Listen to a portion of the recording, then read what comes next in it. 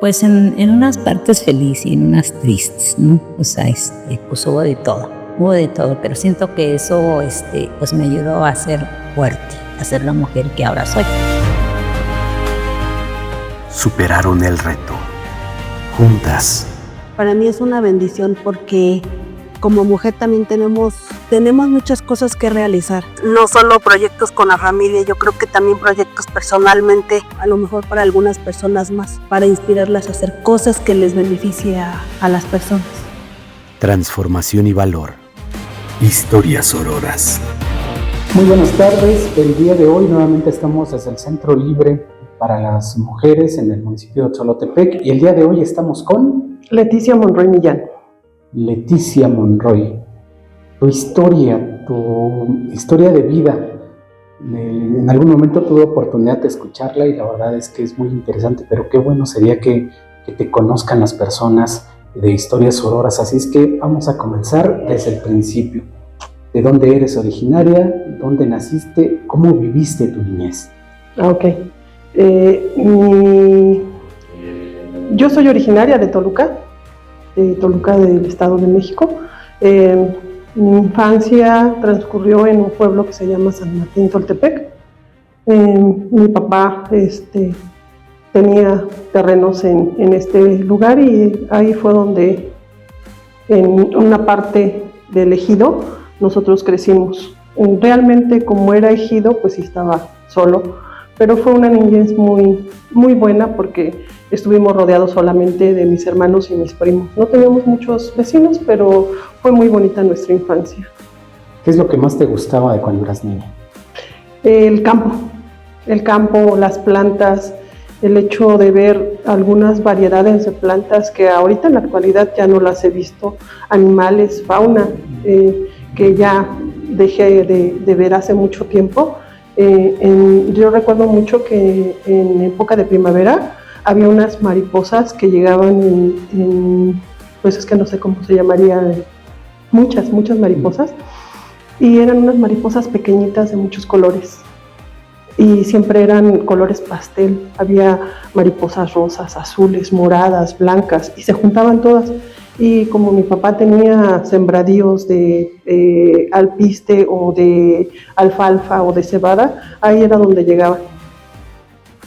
¿Las correteabas? ¿Ibas atrás de ellas? No, me gustaba observarlas y sí, de repente cuando llegábamos a jugar con alguno de mis hermanos, ellos sí las espantaban y sí revoloteaban y era una experiencia bonita ver ese tipo de escenas, más que otra cosa tan coloridas y tan bonitas. Y ya tiene mucho que no he visto esa clase de mariposas tan pequeñitas, porque máximo medían como 2 centímetros. Me imagino que en ese momento, como a todos los niños, los adultos nos decían, ¿qué quieres ser de grande? ¿Tú qué querías ser de grande? Mi idea siempre fue ser psicóloga. No había tanta difusión ni siquiera para este tipo de profesión, pero cuando nosotros oíamos la televisión, a mí me fascinaba luego algunos programas o películas donde hablaban de los psicólogos, y a mí me hubiera gustado ser psicóloga. Platícanos de tu adolescencia y tu educación, ¿cómo la viviste? Mi educación fue en el mismo poblado, y fue también muy, muy bonita porque creo que todavía en ese entonces había mucha libertad. Nosotros podíamos caminar de la escuela a la casa sin ningún problema y podríamos incluso salir a jugar con los compañeros de esa edad.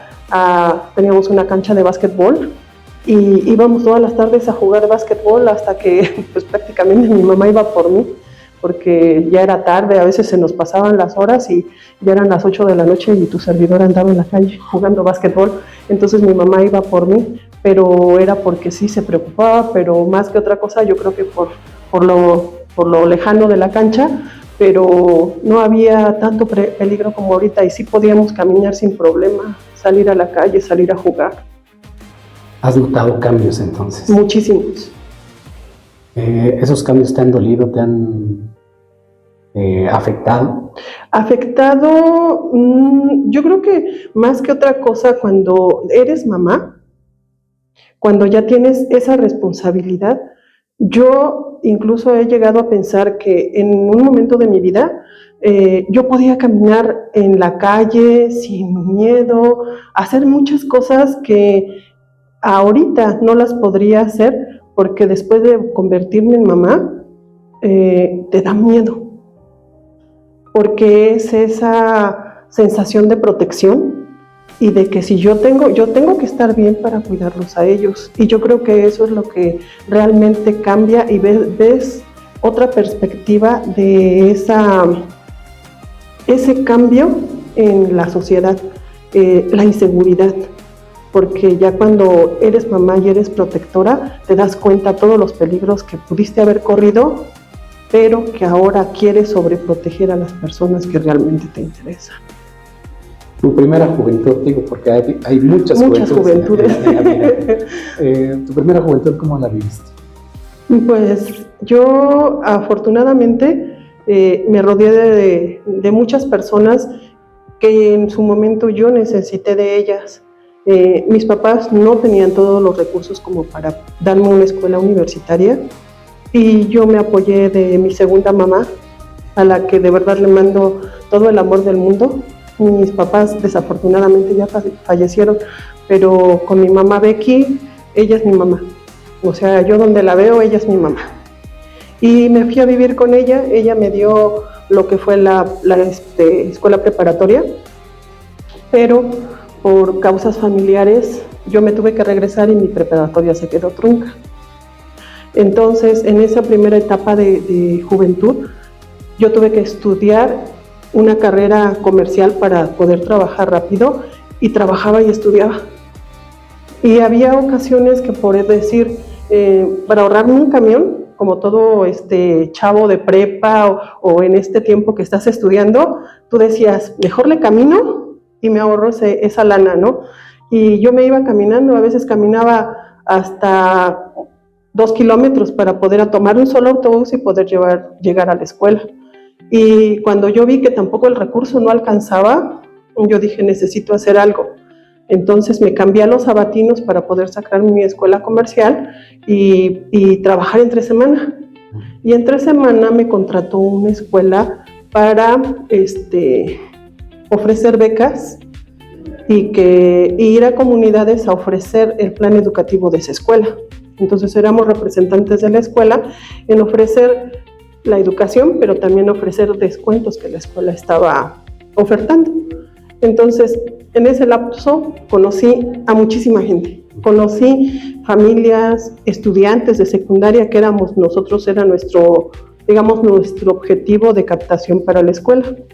Entonces conocí a muchas familias, conocí a chavos y mi equipo de trabajo con el que nos íbamos, pues eran 2 señoras como de más o menos de mi rodada ahorita, como de 50 y algo.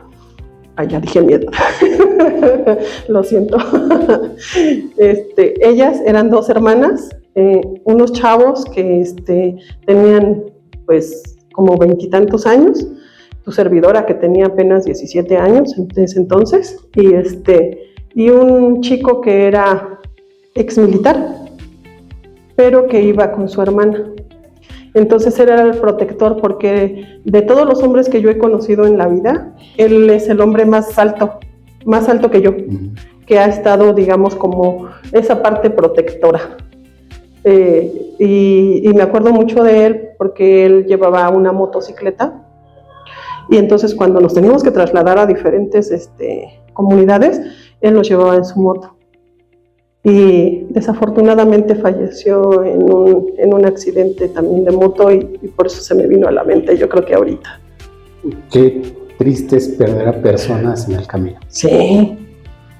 Te voy a hacer una pregunta que no quiero que me la contestes ahorita. Ok. Cuando lleguemos a la parte de cuando tú haces familia. Ok. La pregunta es, ¿qué redescubriste de la familia cuando viste estas personas que tú no conocías, que eran desconocidas para ti? Pero ya llegaremos ahí. Ok. Primero quiero preguntarte, ¿terminas la carrera, la ejerces ¿Cómo fue esa parte? Sí, de hecho, yo tenía, te digo, la preparatoria trunca, entonces se hizo una revalidación de mis materias y yo entré a una escuela comercial. Y en esa escuela comercial terminé una carrera que era secretaria ejecutiva en español. Entonces, ese era lo que sería ahorita un asistente de gerencia o alguien que le lleva todo lo que sería la parte de papelería, archivos y todo a un buffet, digamos más o menos así. Entonces yo trabajé a nivel gerencial con una empresa. De hecho, saliendo de trabajar, de estudiar, la primera oferta de trabajo fue en una línea de transportes para el servicio público. Y esa línea de transporte era como la novedad en Toluca, porque era una línea de autobuses que se llamaba 2 de marzo. No sé si la recuerdes. La muy desde hace 10 años para atrás, la más conocida, la más extensa, la más sí, que terminó siendo dividida en muchas. Muchas. De hecho, desafortunadamente, bueno, cuando yo entré, para mí, yo siento que ha sido mi mejor trabajo, que era yo muy joven, no tenía familia, pero yo conocía ahí a lo que no te imaginas de gente. Y mi jefe, el señor Justino Salgado, que me dio la oportunidad de entrar a trabajar con él, yo estaba en el departamento de personal. Y te lo juro que yo me daba miedo porque era un señorón. Yo, adolescente o ya entrando digamos, a la edad adulta, me daba mucho miedo. Y yo me mordía los labios porque cuando él hablaba fuerte. Pero gracias a eso, él me enseñó muchísimas cosas. Me enseñó todo lo que era, desde hacer un examen médico y hacer las preguntas específicas para lo que necesitábamos contratar a la gente, hasta irnos hasta la carretera que va para el volcán a hacer examen de manejo.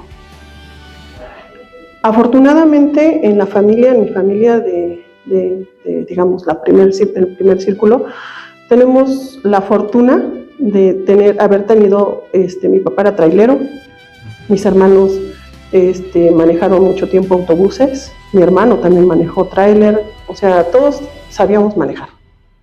Entonces, cuando mi jefe me decía, ¿vamos a ir a hacer examen? Yo decía, no, sí la hago. Y sí, o sea, al final de cuentas, o sabes, y yo sabía mover a un autobús. Mi papá nos dejaba manejar el tráiler en la zona donde nosotros vivíamos. Nosotros podíamos manejar su tráiler en digamos como en una vialidad así corta, sí nos dejaba mover su tráiler. Entonces, cuando mi jefe me decía, ¿nos vamos a ir a hacer examen de manejo? Yo ya sabía. Y al primer contacto era, mide tu asiento, mide tus espejos. Si tú no te acomodas y el que dejó el espacio para que tú llegaras a hacer tu examen y tú no mueves tu asiento, no sabes manejar. Por lo que escucho, al interior de la familia no había problema en que una mujer tomara el volante. No. Pero hacia afuera, ¿cómo estaba el asunto? Pues créeme que en el círculo donde yo me movía no era difícil, porque... Entonces, perdón que te interrumpa, entonces ¿podría existir desde entonces mujeres al volante? Claro, sí. De hecho, en la línea, cuando yo me salí de trabajar, porque se empezó a dividir mucho la empresa y empezaban a haber muchos, digamos, faltantes a pagos. Entonces ya decías, o trabajamos por amor al arte o nos buscamos otro trabajo para comer, ¿no? Entonces yo me salí de ahí en ese momento, pero cuando nosotros estábamos contratando, ya había la posibilidad de que se hiciera una línea especial para contratar mujeres y hacer una línea especial para mujeres. Ese proyecto lo trajeron de Alemania, el licenciado Justino ¿cómo se llamaba el otro señor? Edmundo Salgado, García Salgado. Él era el que se iba a Alemania y traía esa clase de proyectos y era el jefe misionario de todo lo que era Autobuses 2 de Marzo. Y ya después, poco a poco, pues sí, se fueron dividiendo por las mismas diferencias que tenían entre ellos y sí, partieron esa línea en pedacitos, que fue cuando se fue desapareciendo. Pero era una de las líneas más innovadoras, más jóvenes y con, de verdad, personal que estaba capacitado para ejercer ese oficio. Estamos hablando entonces que pudimos haber visto mujeres al volante desde hace mucho tiempo. Porque tan solo hoy en día, yo que soy usuario del transporte público y lo noto en las personas, cuando ven a una mujer al volante, se admiran, se sorprenden. Yo hubiera pensado que era porque había puertas cerradas. Pero entonces, desde tu perspectiva, ¿qué crees que pasaba? Yo siento que más que otra cosa, había poco interés de las mujeres en tomar ese oficio o ese trabajo por los tiempos. Cuando yo estuve trabajando en ese entonces, tenían forzosamente los choferes que llegar a el corralón y quedarse ahí, o tener un transporte para ir a su casa y regresar de madrugada. Entonces eran lapsos muy cortos de descanso y jornadas muy, muy extensas de trabajo. Entonces yo siento que por familia, porque jugamos ese rol que te digo de protectoras, siento que las mujeres no encajaban todavía ahí. Probablemente cuando se empieza a instaurar esto y que, digamos, las jornadas laborales de los choferes se acortaran, a lo mejor en 2 turnos, ahí sí entrarían las mujeres porque tendrían menos responsabilidades. A lo mejor dirían, no sé, trabajo de 5 de la mañana a, ¿qué te gusta?, 3 de la tarde, pero ya la tarde la tengo libre y ya a lo mejor el rol siguiente sería que de 2 de la tarde a 8 de la noche, 9 de la noche, y ya sería otro turno. Probablemente así, porque al final de cuentas no nos podemos desprender de esa responsabilidad de seguir siendo mamás, de cocinar, de atender, de tener ese espacio para los hijos. Pero además tiene que haber gusto, ¿no? Porque claro. Sí, gusto y saberlo hacer. Bueno, vamos a cambiar el tema, no porque el tema no esté interesante, la verdad es que está muy interesante. Sino porque íbamos a hablar un poquito más de ti, de tu vida, de tu historia. Así es que, pues platícanos, en algún momento emprendiste también. Ajá. Hiciste algo muy importante que desafortunadamente pues también se fue muy rápido, bueno, se fue en un abrir y cerrar de ojos. De hecho, sí. Y lo que quisiera que nos platicaras, bueno, platícanos de esto de cómo lograste el éxito y después cómo te repusiste de una tragedia. Ok. Bueno, yo soy actualmente maestra estilista, pero digamos, ya estoy en la parte de educación, yo enseño, pero cuando me tocó ser estilista, yo el primer gusto que tuve por ser estilista fue también por un accidente. Tengo un hijo que cuando estuvo pequeño tenía un problema de hígado. Y luego me dijeron que no era el hígado, que era el riñón. Al final de cuentas, el problema que tenía era del corazón, pero él desde chiquito tuvo muchos problemas. Entonces todo el tiempo nos la pasábamos en el hospital porque él se desangraba. De repente estaba y se enderezaba rápido y empezaba a sangrar por la nariz, pero era mucho. Entonces él estaba pequeñito, sí tenía muchos problemas, digamos, como físicos. Y en algún momento cuando él estuvo en el hospital y a mí me sacaron porque tenía que hacerles unas pruebas, yo vi una escuela y yo dije, ay, pues ni modo que será tan difícil cortar el cabello. Entonces me metí a esa escuela pero porque yo no tenía más que hacer que todos los días llevar a mi hijo al hospital. Entonces yo decía, tengo que aprovechar mi tiempo en lugar de estar aquí afuera esperando a que le hagan los estudios. Mejor aprovecho mi tiempo y me voy a meter a estudiar. Y ahí me metí a estudiar. Entonces ya fue cuando me nació ese amor por hacer, cambiar a la gente. Yo sabía que si llegaba alguien y tú le cortabas el cabello, era literal cambiarle no nada más el corte de cabello o no nada más la cara, le cambiabas el humor, le cambiabas el día, le hacías la diferencia. Entonces de ahí nació y empecé a especializarme en diferentes cosas. Ya no nada más era el corte de cabello, ya después fue especializarme en colorimetría, especializarme en tratamientos capilares, faciales, masajes, manicure, todo lo que te puedas imaginar de lo que es el estilismo. Y es una metáfora de la vida. Sí. Transformar su vida y cambiarlos a través de un simple corte de cabello. Sí.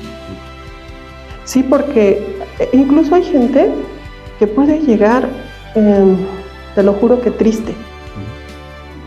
Y a nosotros, de verdad, los estilistas, yo empecé a escribir un libro y le puse a mi libro que empecé a escribir, un día en la vida de. Y todos los días llegaban y me contaban historias diferentes, porque de verdad que los estilistas, como a lo mejor los taxistas o otras gentes, tenemos la fortuna de que cuando llega alguien con una tristeza, con una historia, te la cuenta. Y tú puedes servir incluso de consejo, de psicólogo, de amigo, pero tú ¿qué opinas? ¿Qué harías? Mira, te voy a contar esto. Entonces yo anotaba todas las anécdotas, jamás le ponía nombre, porque jamás le puse un nombre a la anécdota, pero yo te podría contar muchas anécdotas de gente que llegó a mí con muchos problemas y que con el hecho de hacerle una transformación en el cabello o arreglarles las uñas o cambiarle su color de cabello, su manera de ver la vida era diferente.